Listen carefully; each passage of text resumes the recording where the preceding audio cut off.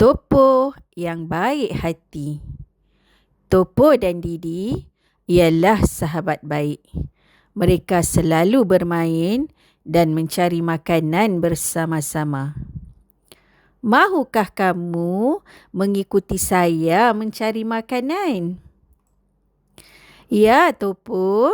Saya gembira dapat mencari makanan bersama kamu. Topo sedang menunggu Didi. Pada malam itu, mereka mahu mencari makanan bersama-sama. Mengapakah Didi masih belum datang? Adakah ia sakit? Benar, Didi sakit. Topo berjumpa Obi untuk meminta bantuan. Obi ialah seekor burung hantu yang bijak. Didi sakit. Apakah yang perlu saya lakukan untuk menyembuhkannya, Obi? Didi perlu makan bunga kitong untuk sembuh.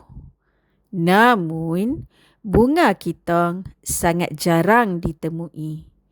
Bunga itu tidak tumbuh di hutan ini. Saya sedih kerana Didi sakit. Ia perlu makan bunga kitong untuk sembuh. Saya tidak boleh berputus asa. Saya mesti mencari bunga kitong secepat yang mungkin.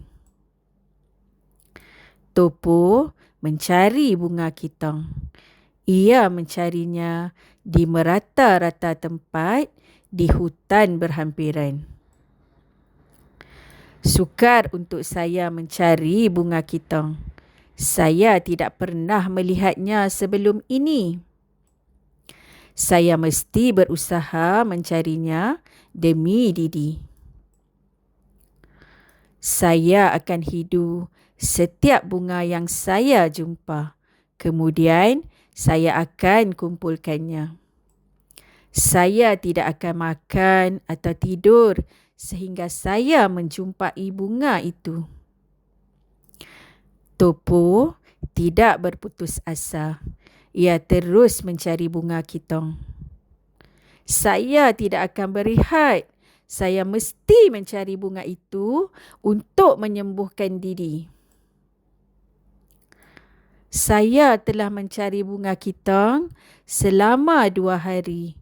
Namun, saya masih belum menemuinya. Saya terlalu letih. Saya sudah tidak bermaya lagi. Pari-pari jumba ialah pari-pari hutan. Ia sedang memerhatikan Topo yang tertidur di atas tanah. Topo, saya boleh membantu kamu mencari bunga itu. Pari-pari jumba berkata sesuatu kepada Topo dalam mimpinya. Ada bunga kitong di bawah hidung kamu. Ambillah bunga itu untuk menyembuhkan Didi. Topo terjaga daripada tidur. Ia lihat ada bunga berhampirannya. Ia segera pulang untuk menemui Didi. Didi, saya ada bawa bunga yang boleh menyembuhkan kamu. Terima kasih, Topo. Kamu sangat baik hati. Sama-sama, Didi.